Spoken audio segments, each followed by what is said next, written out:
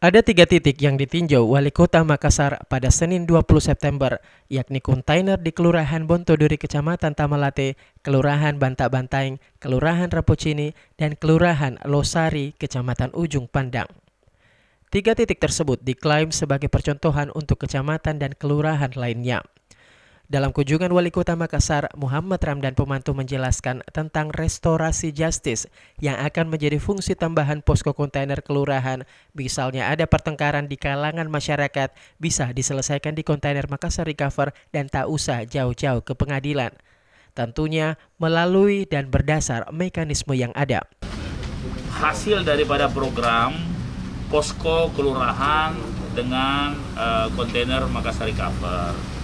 Ini kontainer fungsinya adalah kontainer yang multifungsi, bukan hanya sebagai program-program Makassar Recover, baik vaksinasi, administrasi, jinos, juga menyangkut hal-hal lain, misalnya dalam fungsi-fungsi posyandu.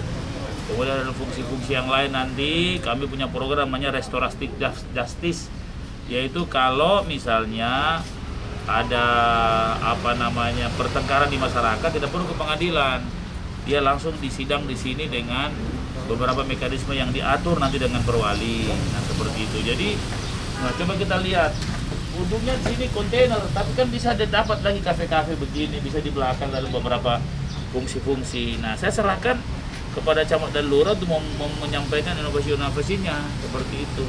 Rencananya, kontainer tersebut beroperasi selama 24 jam, namun sejauh ini progres pembangunan kontainer di kelurahan berjalan cukup lamban. Ira, Hairudin, Fajar TV dan Fajar Radio melaporkan.